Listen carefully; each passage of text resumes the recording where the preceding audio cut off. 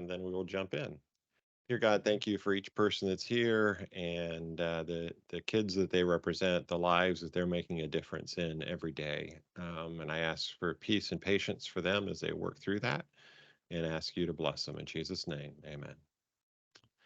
Alrighty, just want to cover a few things here as we do this, as we go through.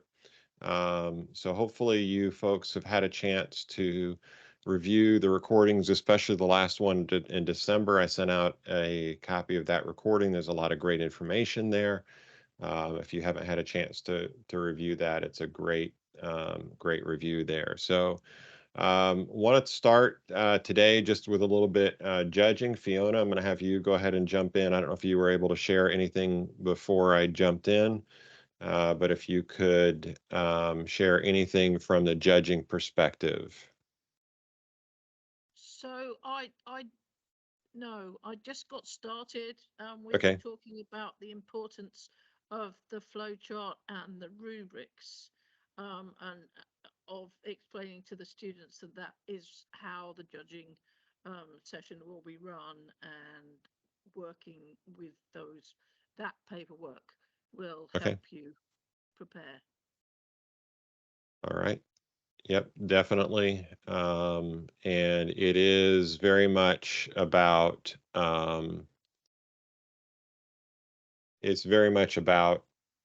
the process more than the result. So having an amazing product is an amazing thing. Having cute kids is amazing, but what really matters isn't as much having the cute kids and the amazing product as it is following the process. So that's really the one of the most important parts there. And just as a reminder, firstlegoleague.org/season, and I'll bring this up here just a sec here. I'll share my screen with this on it. But as a reminder for that, go. When you go to firstlegoleague.org/season, or if you just go to firstlegoleague.org and you select season and you scroll down, there's a lot of judging resources here. In fact, there's a whole section on judging resources, challenge judging here. And you can open that up, it gives you rubrics, your judging flow session, flow chart, awards, different things there available for you. So very useful for you. That's where that is located. This website, firstlegoleague.org, is kind of the key to a lot of that information. Anything else, Fiona? Um, Not really. Okay. Happy to answer questions though.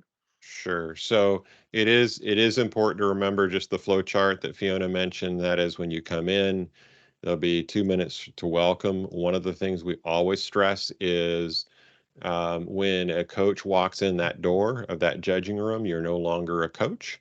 You are only an observer. We typically allow one adult coach or mentor in the room with the students. But when you walk through that door, you can do as much coaching and prepping and helping outside in the hallway. But once you're invited in and you cross that threshold of that door, um, then once you cross the threshold of that door, um, then you're just an observer. You shouldn't be helping them with props or anything like that. You're just there to observe. And the reason we have you do that is it helps you learn as a coach how to be a better coach as you observe that, and you get the rubrics back at the end to kind of match up how all it works out and how your team was evaluated. So you have a 2-minute welcome. They'll have 5 minutes for an innovation project presentation, 5 minutes for questions and answers. Then they'll have 5 minutes to explain their robot design. And again, with all of this, it's all about that rubric and what are the steps they take and how in that 5-minute explanation do they show each of the steps in the rubric of the design process on the robot design rubric. Then they'll have 5 minutes for follow-up questions and answers and a discussion of core values. There's not a core values project or activity or anything like that with it. But that's the flow chart. And they may give some feedback, and then they have a chance to complete their rubrics, and then the next team comes in. So it's a 30-minute judging session. So that's how that part of that works. Hey Mel, I have a quick question for you. Yes. One of the coaches, and I understand the reason for only one because there's not a lot of space and all these things every time and things like that can go in. But for the other coaches that are not there, it's hard for them to understand or get the feedback on kind of what happened during that session. Are the kids allowed to record it or something like that in Yeah, order to help with that? yeah, you can record it, or as the coach that's in there can record it. But keep in mind the coach is going to be behind the students. Yes, So you can't walk around that room. You're going to be given a place to sit down. But yeah, understood. we don't mind if you record it. It's not record. It's not meant. The benefit is for you, not necessarily for everybody to go, oh, look how good of a job we did. If you want to do a presentation somewhere else, you don't want the kids to feel like, oh, I'm being recorded. That's going to be played back somewhere else. So they have that pressure. There's enough Totally pressure on understand. them already. So, Absolutely, and um, I don't even even if it's just audio, so that we have an understanding. Because yeah, I was not one of the judges that got to be in the room last time, and it's kind of like right. I want to understand how it works a little better so that I can Sure. help prepare them better. Absolutely. And totally appreciate and respect that. The reason we limit it is if you don't limit, then you end up having a dozen people in the room sometimes. And that gets to Totally be understand that. then and Makes that perfect gets to sense. be a showcase for the kids. And again, we want the kids to be focused on the judges and not whether or not their parents are watching or making any noises or whatever other distractions may happen to be inadvertent in the process. So Thank you. yeah, you're welcome to record that. That's all you should be doing. You just and in the back, you can't walk around to the front and get a better angle. Nothing like that. You just from wherever you happen to be placed in the room by the judges, and the Makes judges total sense. Yep. will tell you where to be in there. Hey, hi. Okay. So I have a quick question about innovation projects. So, what are a few of the best practices to keep in mind while having a vision board or something while they were doing the presentation? What is the best practices for what was that? Uh, while they were doing the presentation, having a vision board or a pictorial representation of their innovation project. So there's a lot, and Fiona, you might want to speak. I'll mention a couple things here, but you can maybe talk because you've seen a lot of teams present and that kind of thing. But the presentation, there's not a right or wrong way to do it. It can be sometimes they'll have a board that explains what they do. Sometimes they'll have a prototype, a kind of a model. It may not be fully working, functioning. Sometimes they'll do a skit. There's all kinds of ways of doing it. However, I have also seen, you just have to make sure as you're working with the kids and whatever they're presenting, that they are covering the parts of the rubric that they need to be doing. So if they're doing their project, um, and the rubric here is, are they communicating that? So I remember observing because I'll pop in and out of judging rooms and watch stuff if I'm at a tournament.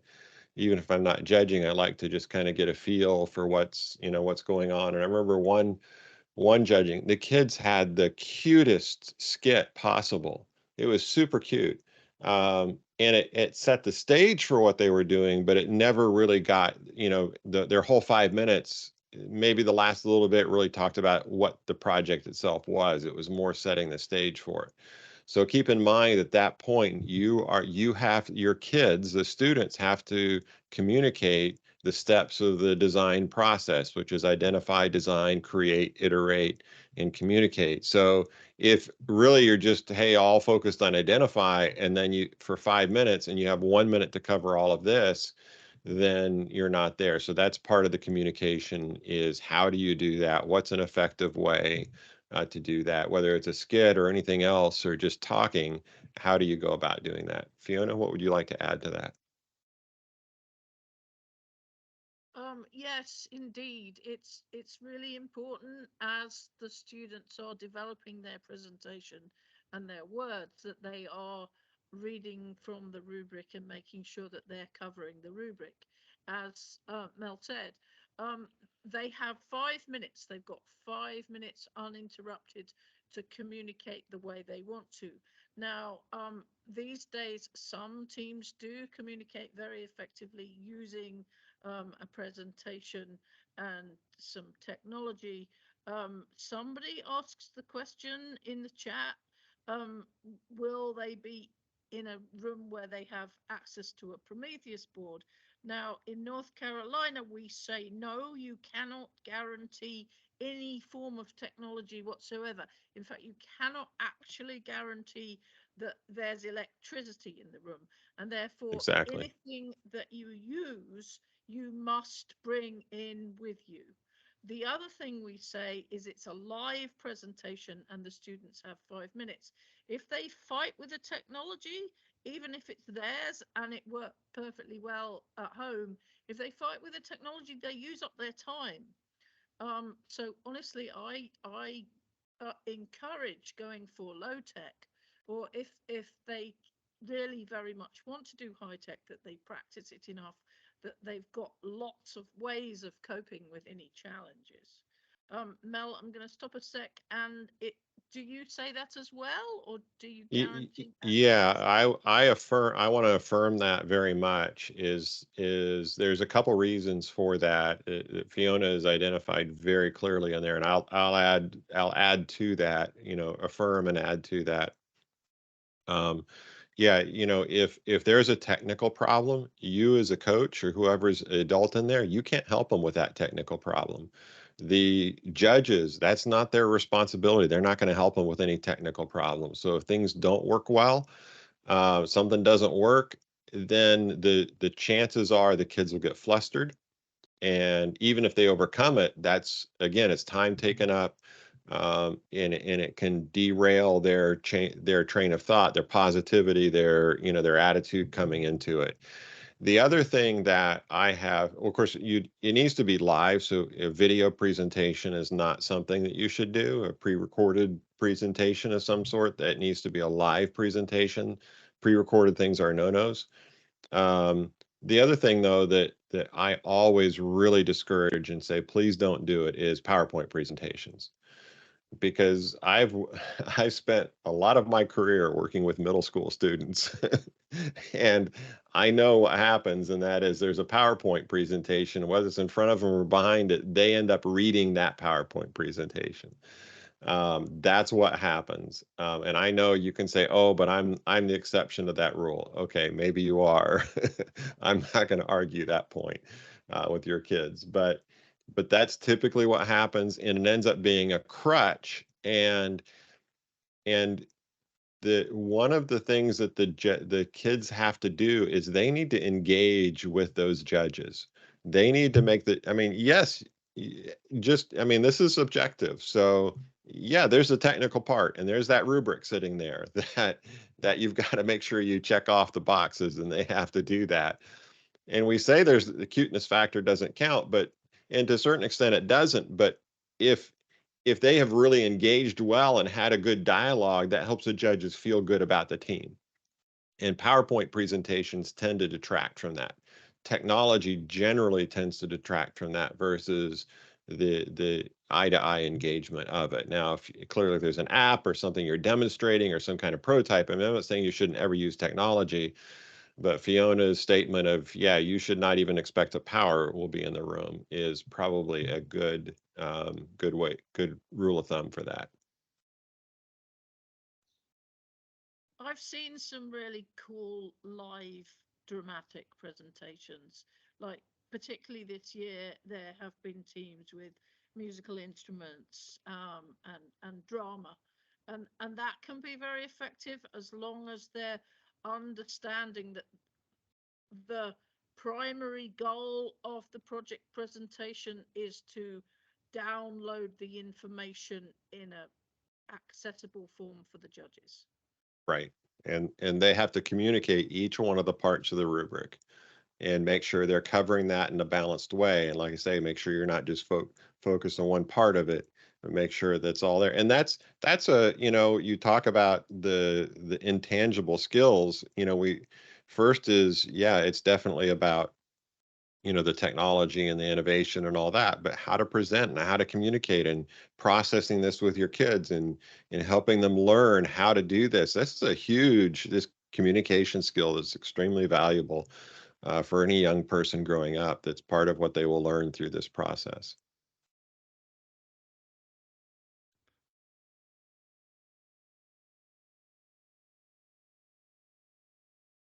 Any other questions?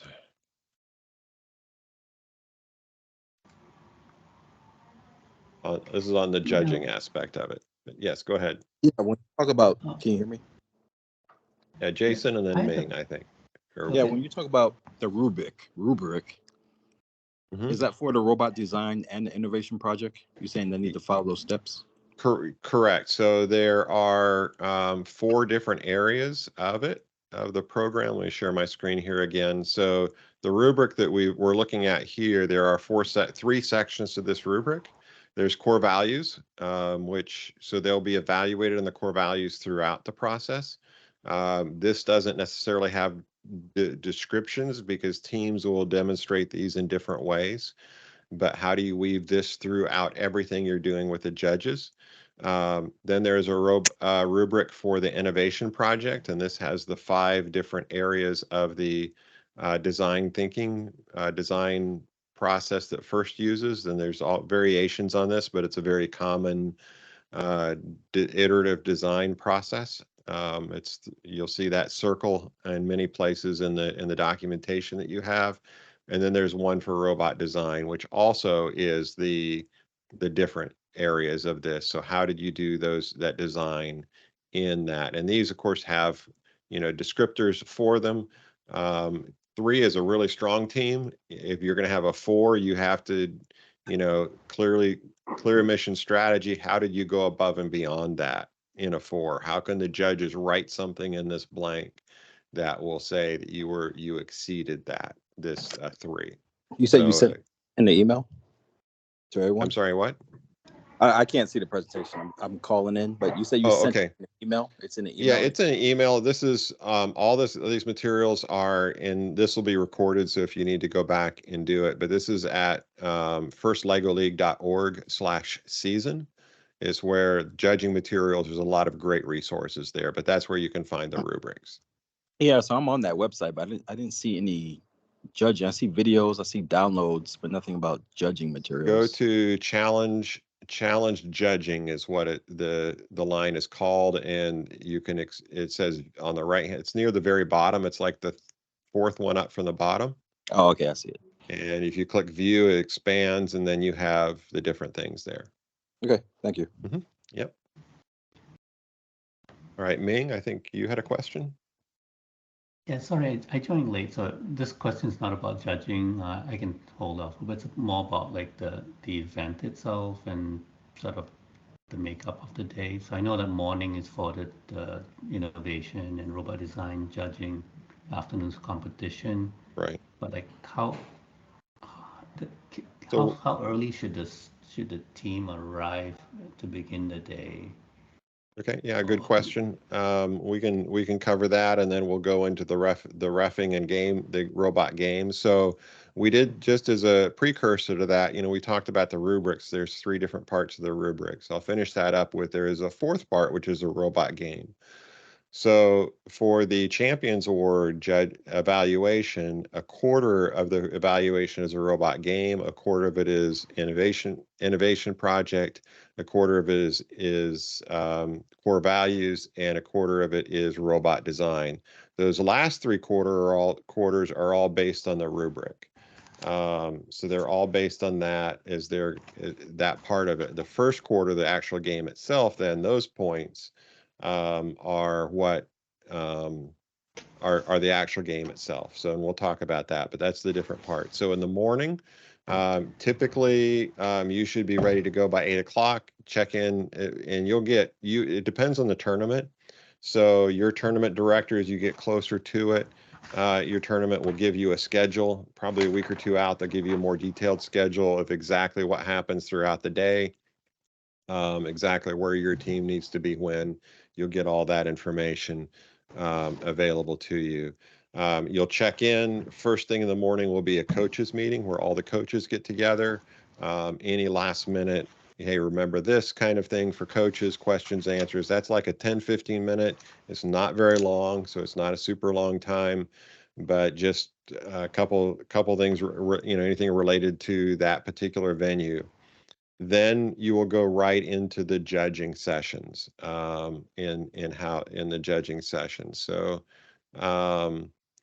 and so depending on when your team is, you'll have your half-hour judging section there. And I'm going to see if I can actually pull up a schedule here that's not too complicated. Depending on the size of the tournament will depend on how complicated the schedule is. So this is a small tournament here. So in this one here, if these are team numbers, so you'll get something like this most likely. This is last year's or 2 years ago actually Carolina tournament. This is your team number, so you'll need to know your team number, and anywhere your team number shows up is where you will be. So if that's your team number at 9:15, 8:30 in this particular tournament was the coaches meeting. Then at 9:15 is when you would have your judging for half an hour. So it's 9:15 through 9:45 is when the break starts. So that's your judging section. While that's happening in the morning, there's also practice matches going on. So this team had their practice match here at, looks like 10:50 was their practice match. Now the practice match in the morning is with the referees. That's the only time you go. There will be practice tables you can use throughout the morning to fine tune things, work on things. But the practice match will actually be on the robot match. You'll go through the flow just like you would normally at the actual one, except the points don't count for the practice match. You'll go through that, and that just helps the kids make sure if there's any questions you have, you want to ask the referees, that's your chance to talk to the referee, the kids to talk to the referees. Again, you should have if there's a question that you think that needs to be asked, teach your kids how to ask your team members, your students, how to ask that question of the referees, rather than you're being involved in it. Always be teaching, use it always as a teaching opportunity to help them know how to ask questions and how to represent themselves well. Then after lunch is opening ceremonies. This is when the public part of it begins. So if people want to come and watch, because the judging in the morning really isn't something that gets observed, because people can't go in. It's not an audience one, but this is the high energy part of it. So here you can see for this team, this is their first one, and then here's their second match, and there's their third match. So you'll have 3 matches throughout the morning, and you get the best score out of the 3 different matches that happens there. Let me see if I can find another one just to show you a little bit more complicated one. So this is a much bigger tournament. This is our championship. And so in this case, we had 5 different judging lanes. So, or judging pods. So a team would go to one of the 5 judging pods. They would again have practice matches in the morning, and in the afternoon they would have their actual competition point matches for the robot game. And then you have your awards ceremony in the afternoon. And so this is, you can tell this is a much longer day. It starts right at 8 o'clock and it goes all the way till 5 is when award ceremony. So 5 to 6, something like that. But that's a much bigger tournament. So you're squeezing a lot of things into that tournament. So the top teams, typically it's like the top 25% of the teams of every tournament will be invited to advance to the championship in Orlando, Florida, which is the first Sunday in May for that. But that kind of gives you a scale of from a very small tournament to a very large tournament.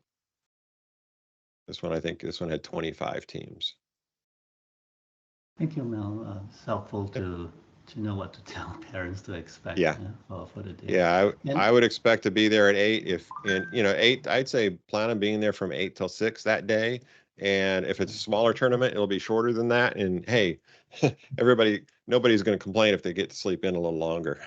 So, Right, right. So you talked about practice match, but mhm. before the practice match, are there times or slots available to do that fine tuning that you talked Oh yeah. about? So so each tournament will have practice tables in addition to the actual practice. So the practice match is treated just like a match with the referees. Um, and so it's timed, but during that time, and depending on the tournament and the number, excuse me, and the number of practice tables available, there will be practice. There's practice tables available. Sometimes there's times you sign up. The biggest thing you want to do is you don't want a team sitting there and hogging one practice table for 20 minutes because, it should be, hey, you're there for 2, 3 minutes, you practice, and then you go back to your area. Every team will have what's called a pit table. The pits, if you think about NASCAR pits, that analogy, the NASCAR pit is where the car goes in to be worked on, and then it goes back out on the racetrack again. So the team's pit then is a table. It'll be a 6 to 8 foot table. That's your home base. In that area, if you have snacks or something like that, you can keep it there. Depending on the venue, some gymnasiums don't allow food in the gymnasium, only water. But again, the tournament director will communicate any particular rules to you for that. Um, and that's where you can have those a power source there, so you can charge your batteries, run your laptop, that kind of thing as you're working with things, laptop, iPad, whatever your programming device is, and be able to do that. So um, that's kind of your pit area, and then in the pit area there is a practice table that you can go and use and share, but you're sharing that with all the other teams. But as you look at at the different schedules here, you can tell that there's times when some of these teams are out in judging areas. So while there's 2 teams out here, there's basically during this time there's 4 teams are out in there and the other 4 teams are back here. So there's not a lot of, it can vary as to how much demand there is for the practice tables, but it's a matter of sharing and having gracious professionalism in the process. Mel, can the teams bring their own practice table if they want to use that in the pits? We do not encourage that, no. Okay. We don't really like that, mainly because your practice table may not actually be what it may not be put together right. And if you're practicing on a table that's not put together the way the referees have checked the tables and made sure they are, that's totally on you. But it also there's usually plenty if everybody shares. It's usually not an issue. And it's the other thing is, to be able to transport the table and all that kind of stuff is there's just a lot of logistics. So generally, no. So yes, there is a break for lunch. So it depends on the tournament. Sometimes on a really busy tournament, you can see this one here. There's a break from noon, basically be an hour break for lunch in this one. We have had some tournaments that are really busy where we just had more of a rolling lunch, where depending on, where your team took a lunch, there was a period of time in which your team could take a lunch, but there was always something going on. It just depends on the scheduling and how all that works, and it can vary with that. So, all right, let me just go back through the chat here. So yes, you have to register for the season and then for the event. And so if you should have a team number with first. And then if you have not registered, and we still have some teams that have not registered for the event yet. And here, so this is where you would go to register with first, which hopefully you're already registered at this point in time. And then the event registration itself is here. It's a very simple registration, but so here you would choose the event that you would be participating in. And then you would fill out the information here, and you need your team number, which is just whatever that team number is that you get from first, is there in your name. And if your name ends up changing, just communicate and we'll work with that in there. So, but that's a registration process right there. That's pretty simple and straightforward. The first registration process is more complicated. And while we're talking about that,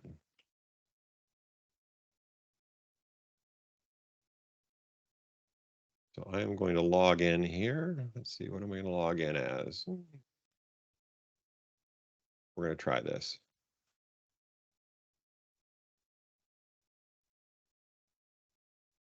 Okay, no.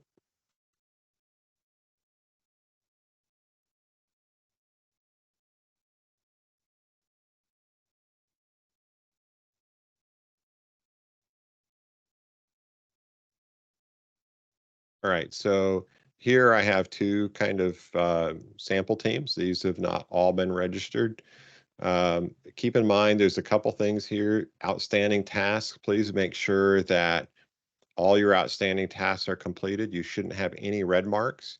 And if you come up in the top right-hand corner, make sure there's no red marks here in that. Pull down your name. I think there's would be a little red mark up here if you have something under it, but just pull down your name and make sure that your acknowledgement forms are here. Each team must have 2 adult coaches or mentors that have completed the screening process, have been screened through youth protection program. Now, both of them don't have to be there. Sometimes it's a principal, a co-teacher, somebody else that you work with that can be the second coach. But they have to both be screened. And I also understand that if you're a teacher, you have been probably screened far beyond what this screening will ever give you. Because you may have had FBI or state police background checks done for you. And that's fairly a normal process, but you still have to go through this. This is verified volunteers. So if you volunteered for your church, that's the same process that your church uses typically for your screening. So you can tie that screening together, but everybody does have to be screened, and they require to keep the legal people happy. So just make sure there's no outstanding tasks. You can see here I have 3 of them. I have done all of these. I've done all my acknowledgement forms, and my youth protection screening is up to date. That's completed. But what I'm missing here is, actually I don't have to worry about the tax exempt, but I don't have a second lead coach or mentor. It's missing. So, and I haven't paid for this team because this I just did for the process of it. But that's important, and we will try to send you reminders if you haven't done that. But please be proactive and do that, and that'll help us in that process. And it's a bit cumbersome. I'm sorry, but unfortunately, that's the way it is. Lafayette. Yeah, hi, Mel. Just wanted to jump in while you were on this topic. I've had a little bit of trouble trying to get visibility into the verified volunteers for people who have or showing up on FLL as having their background checks complete, but the church clerk said that it's not showing up in the background or in the back office, if you will, for them to be able to see that. And if they don't see that, they're asking people to take it again because they don't have confirmation through verified volunteers that it has been done Right. through FLL. Not saying that we can solve that problem here, but in case anyone else is experiencing this. Right. So the issue you're experiencing is what can happen as an individual, probably what has happened is they have gone through the first dashboard and they have gone through their screening on the first dashboard. Then your church clerk, though, doesn't see what first sees. So as an individual, I can be cleared by verified volunteers, but then I need to say, all right, yes, I want first to have this information. Yes, I want my church with this name to have this information as well. And so that you have to share that screening and that screening with multiple. And the reverse is also true. If you've been screened by your church, you need to have that shared with them. And I think there is a process. I think there's an actual email address, and I can't remember right off what that is.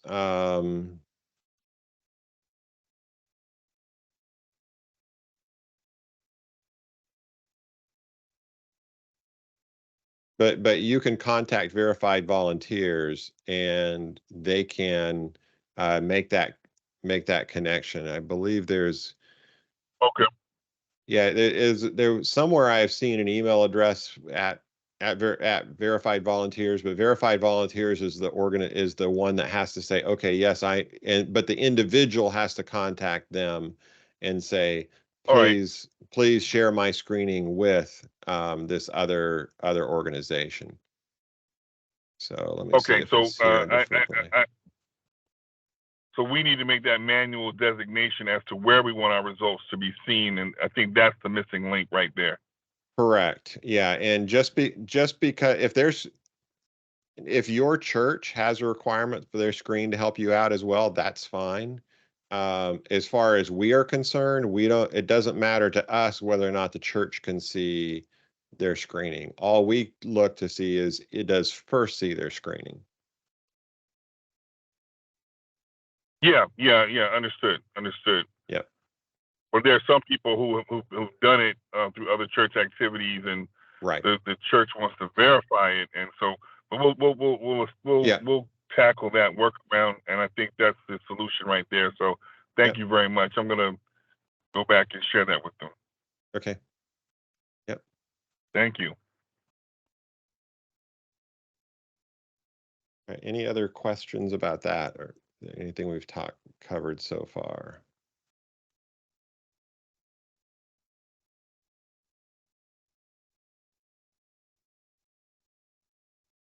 All right, Sam, do you want to talk about judging and the game? And sorry, not judging, reffing in the game. Yes, I do. Can you hear And me? you're kind of faint for me anyway, so Hey, yeah, I'm honestly not sure what I is can it do about can that. can the rest of you hear him okay, or is it faint for you? It's a little bit Yes. faint, but I can hear him. Yeah, Yeah, it's a I little can- quiet. If he speaks up, he'll be okay. my volume is all the way up unless Teams has a volume control that I cannot see. That's It better. does not. Oh well. That's better. Okay, I can just project then. All right. So if we could have the robot game rulebook and the updates, that would be desirable. And All right. the first thing to talk about, and I honestly can't remember whether I have gone over this with this group before, but I think it's worth mentioning again in any case, is to check the updates. So among the tools that you can find on firstlegoleague.org that we've been showing you in the same place that you'd find the rubrics, only in a slightly different part of the page, you can find the robot game updates. And those are a series of potential changes, like correcting typos and that kind of thing, and it's worth checking. So the last one of those was December 7th. I think it's likely that there won't be any more this season, but check them every so often anyway, and definitely make sure that you're on top of those. So if you see update 2 that just scrolled by, I've had a team say at a tournament that the scorekeeper is getting our score wrong. Our score's being added up wrong. And when we looked into it, it turned out that if you see update 2 there is a typo in one part of the robot game rulebook where it lists a certain achievement as 10 points when it's supposed to be 5. And that team was working off of the incorrect number, and because they hadn't checked the updates, they thought their score was being added up wrong. So it's good to go through those and make sure you've seen those and are on top of things. The other one that I want to call out is, I believe it's update 7 or 8, and that is the augmented reality statue. Yes, update 8. Clarification, mission 5, augmented reality statue. That is the blue flower. The update there, what that means is different flowers have different levels of friction internal to the model. So this is the flower where if you move the orange lever, around, the flower opens. Depending on the nature of the particular flower, some of them you can move the lever halfway and then it will move itself the rest of the way. But some of them, you need to move the lever all the way around to make it go all the way. It will, if you move it halfway and leave it, it'll just sit there at halfway. What this update confirms is that the mission is scored based on the position of the lever at the end of the match. And if you happen to meet a stiffer flower at your competition, and you have a mission that only moves it halfway because your one at home scores if you move it halfway, well, then it's not going to score in competition.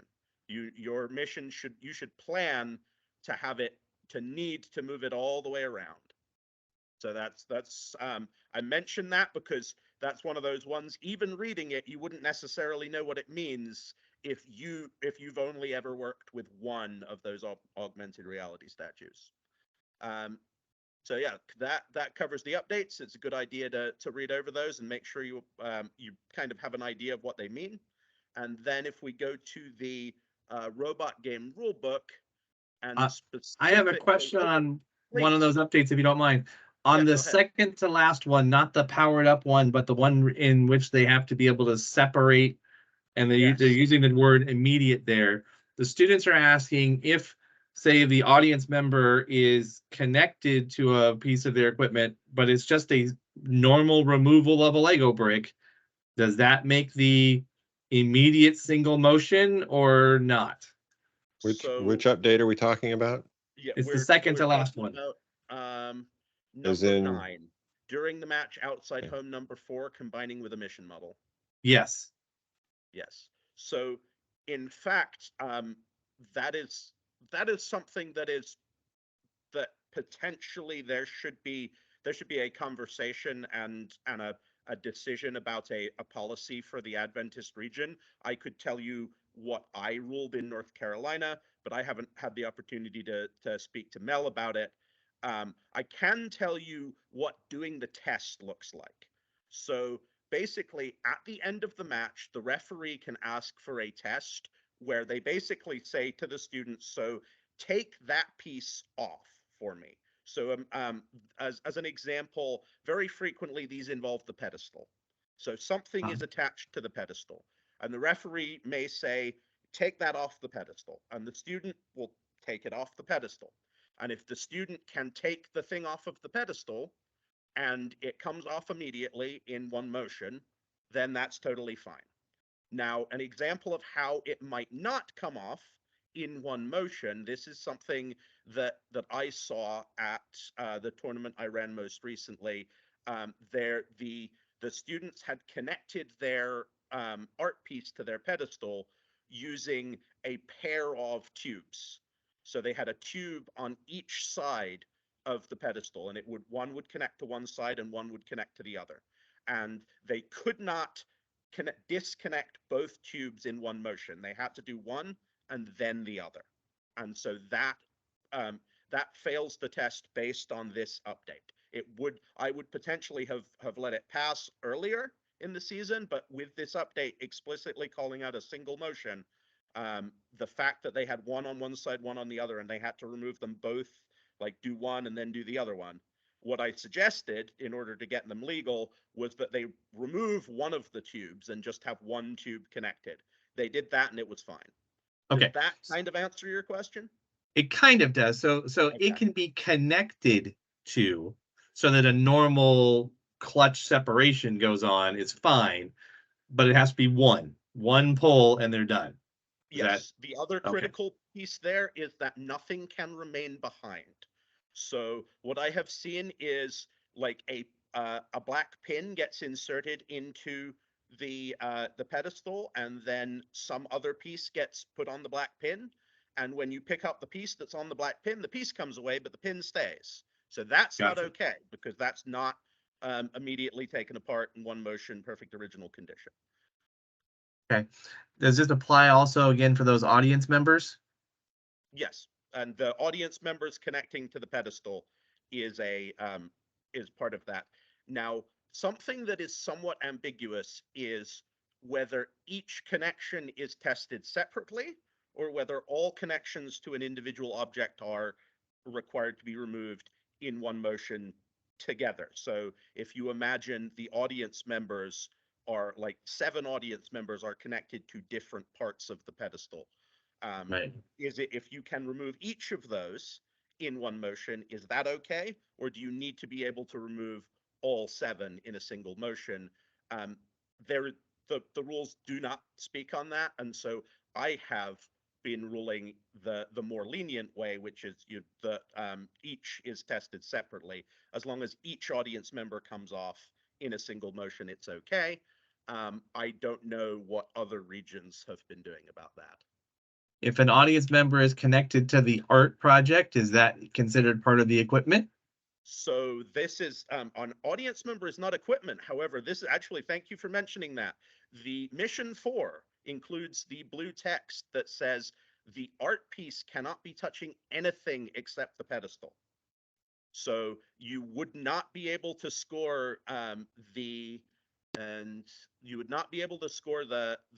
pedestal bonus if there was an audience member on the art piece. Yeah, if we Doesn't it say right. doesn't it say supporting?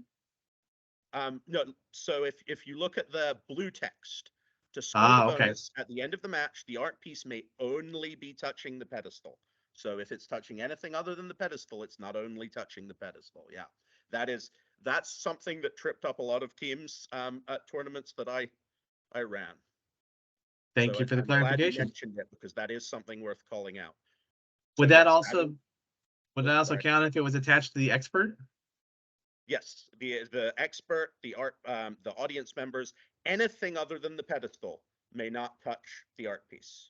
Yeah, I'm saying if the audience member is touching the expert, does that no. invalidate those? Nothing related to the art piece. That's fine. Yeah, the Okay. expert. If a mission has limitations like that, they will be listed in blue text. And that includes equipment as well. So the pedestal may not be touching equipment except the art piece, but audience members and experts are allowed to touch equipment. And something that I kind of use as a Thank rule you. of thumb is that this part here is kind of a descriptor, Yes. but not really. It's kind of a background to help the kids understand the rule, but it's not anything to do with the scoring. The scoring has to do with the condition and the points, and then any particular restrictions in blue. So this is the part that you have to look at for technical. Does it match? Does it qualify? Yes. On page 7, there's an example mission layout, and that actually explicitly says basic description of each mission, not used for scoring. So yes, yeah, there you go. It is important not to get any rules from that part of the. So that, yeah, this is the background of the mission, has nothing to do with scoring. So you can't go by this for any, if you go to the judge and say, or referee and say, but it says this up here, they'll refer you back to this area and say, okay, these, however, are the only areas that you can look at for that. Thank you for the clarification. So the other part of the rule book that I wanted to visit quickly is page 18. And that's the before the match section, specifically the graphic at the top. And I wanted to draw attention to the 2 launch areas and make sure, go over quickly the rules regarding 2 launch areas, to make sure teams are making sense to everyone.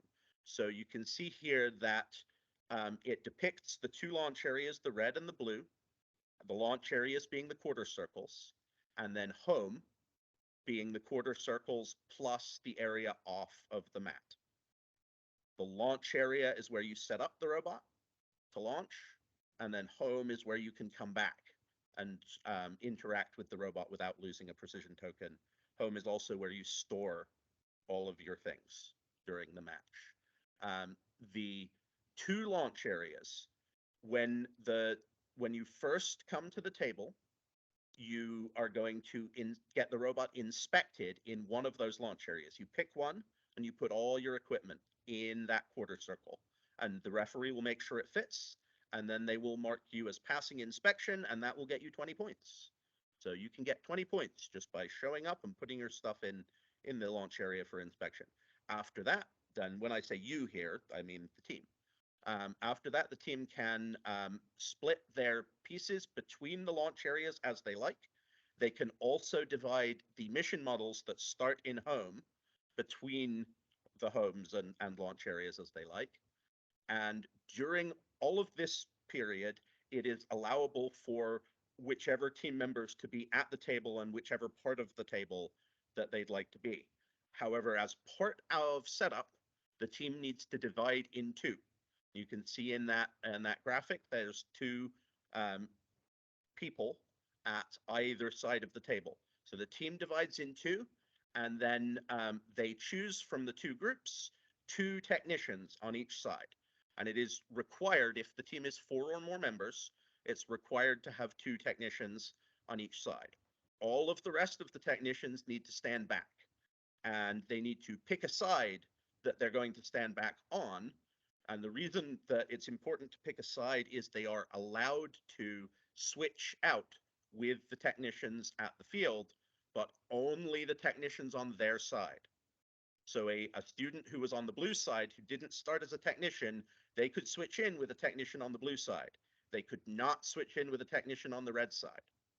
And the team members will not switch sides at any point during the match. After the match, the setup is finished and the match is ready to start, the team members will stay on their sides until the end of the match. And also, nothing will be passed from one home to the other home during the match. So that's not the robot, not mission models, not equipment. The only time that things can be passed between technicians is if the robot is completely outside home when it's interrupted. So the team can pick up the robot at anywhere on the table at any time. If it's completely in home, nothing happens, play just continues. If the robot is partly in a home but partly out, they lose a precision token, and then play continues with the robot in the same home. But if the robot is completely out of home, then the team can choose which home it goes to. And that is the one time that you might have team members passing the robot between sides. If they interrupt the robot, near the blue side, but completely outside of home, they could pass it over to the red side, and it would go to the red home, and they would lose a precision token for interrupting it outside home, but it would go to the red home. So that's the way to get the robot from one side to the other if there's not a program to drive it, or if the program to drive it isn't working. So I mention those various rules just to make sure that everybody's on top of them. I've noticed that sometimes teams get all of them, and sometimes there's something they miss, and they have a plan to have students switch from one side to the other in the middle of the match. And you don't want to go to competition like that, because you'll have to redo things on the fly.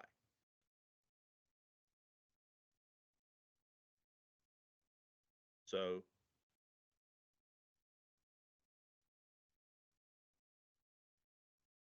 that is, those are the things I wanted to hit on specifically. Are there any questions?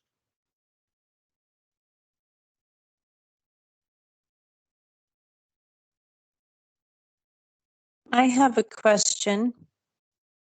So when my team walks up to the table, because it's their turn for their 2.5 minutes, we're wondering how long they have to set up their pieces, like their robots and their attachments. How long do they have to set up before the 2.5 minute timer starts? So they start with inspection, and then the rules say that you have, once inspection's complete, the words used are a couple of minutes, which is not very specific. In practice, what we want at a tournament, we want every team to have as much time as they need to set up, understanding that we need to run a lot of matches in order to get through the day.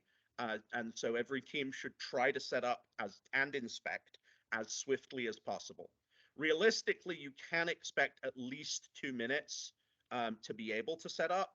But if your inspection plus setup takes more than 2 or 3 minutes, I would suggest trying to practice to bring that down. Most teams' inspection is fairly trivial. It takes under a minute. And then their setup, if they know how to do it, if they've practiced it, should be doable within a couple of minutes as well. Certainly, if you're noticing when you practice that your inspection and setup is like 5 minutes, please work on trying to figure out how to practice that and get it faster. A lot of the time, it is literally just a matter of doing it a bunch of times, and it gets faster.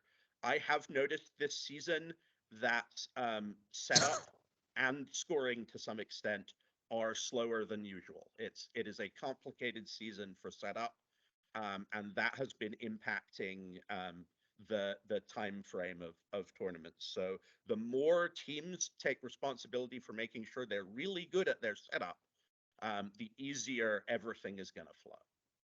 Okay, thank you. And for your other information that you shared, thank you also.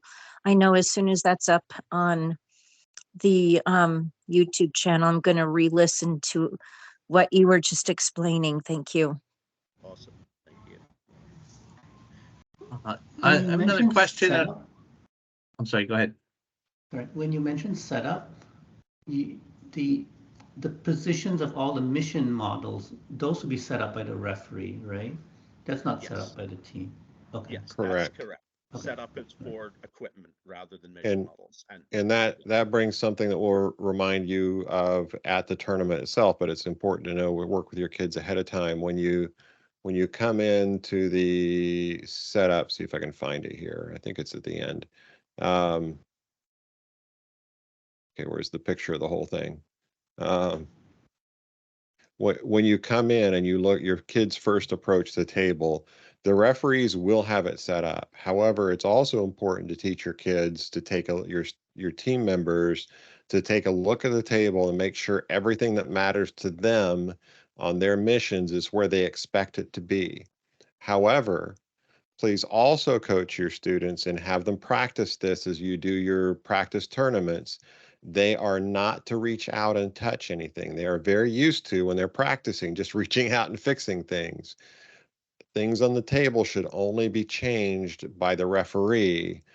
So if there's something they think is wrong, they should, with gracious professionalism, say, Mr. or Mrs. Referee, can you look at this one item? I believe it needs to be this way. And they will take a look at that.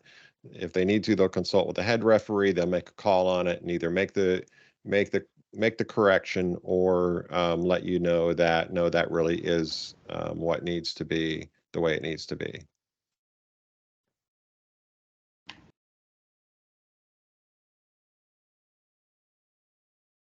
I have a couple of questions on the collaborative mission there, the scene selecting mission there.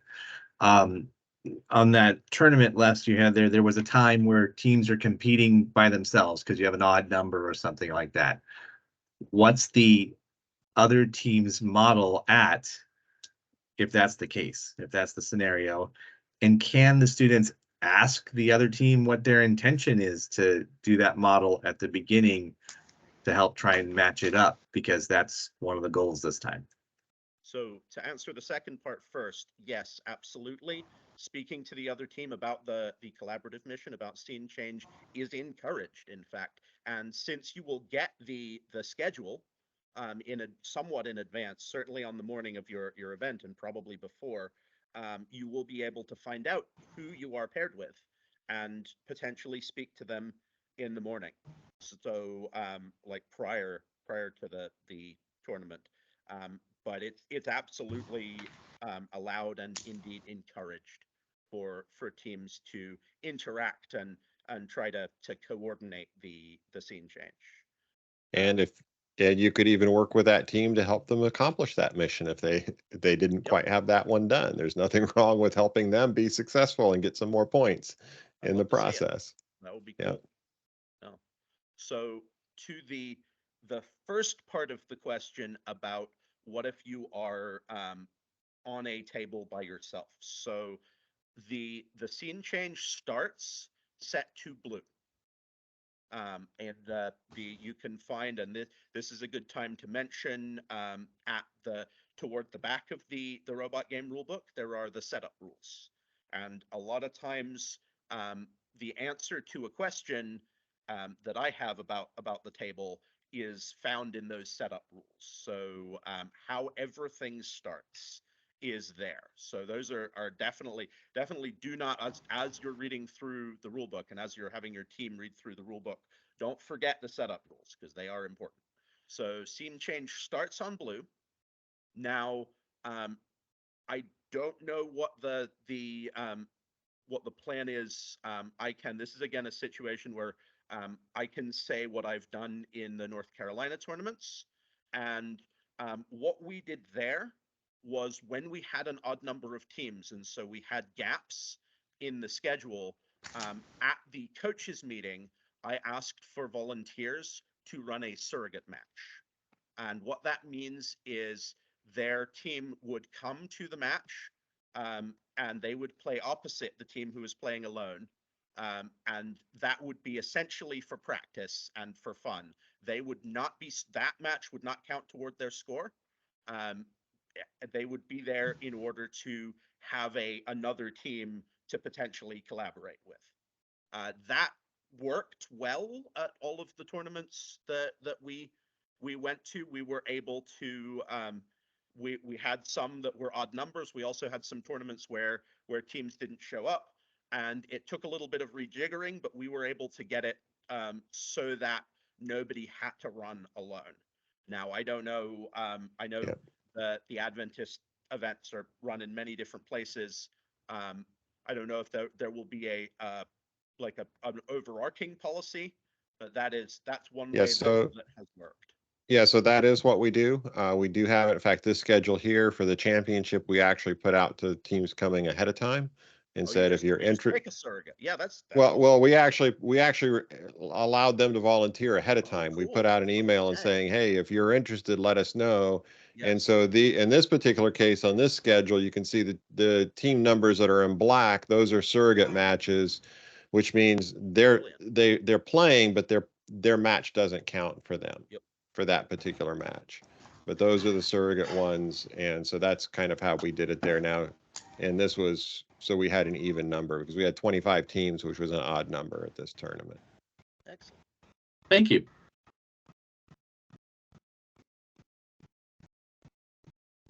Any other questions?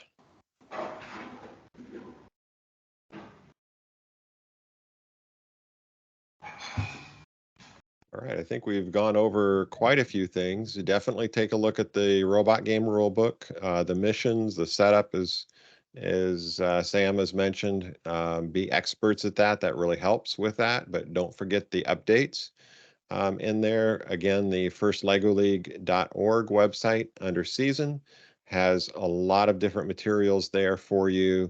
Again, recapping with the rubrics and the judging under the challenge judging area. No, the rubrics are very, very important for that. It's not about the quality of the product as much as it is the quality of the process that you're being evaluated with. So continue to work with that throughout the day. You'll have opportunities to collaborate with other teams to continue to improve your robot and do better. We often see teams continue to improve throughout the day as they tweak things and get things going the best they can as they move forward throughout the day. So lots of opportunities there. All right, I think that's anything we have unless you have any other questions. We appreciate everything that you do. We'd love to have you as there are schools in your area or your conference or other areas. It's almost done. I'm going to go ahead and mute it here. If you have schools in your conference or other areas that are not doing robotics, we'd love to have you share what you're doing with them. It wouldn't be a bad thing to even do a demo to another school if you have one close by that you can go to that's not too far away. I know that sometimes geography doesn't let you do that, but certainly talk to other teachers, talk to other schools. and share with them the information and what you're doing and how it's impacting and how your kids are growing through the process. So that other people can get to be excited. I will mention one other thing to watch. And that is this summer, every summer and throughout the year, there are for if you have schools that it's like, I'm not quite sure how to get into this, on firstinspires.org under community, there is a section here for educators. And you don't have to be an educator to do this, but there is a section here for professional development. So First has professional development. So right now, for each one of them, for First Lego League Discover, Explore, and here is First Lego League Challenge. So there is in person. Right now, there's nothing scheduled for in person, but there is stuff coming up for that. There are remote sessions. So even if you can't travel, there are remote professional development sessions available. And these are very good sessions to help. It's for First Lego League Challenge, it's 14 hours. So typically if it's an evening one, it's twice a week for 2 hours a week for 2.5 weeks, or 2.5 hours a night. I'm sorry, kind of scheduled this way.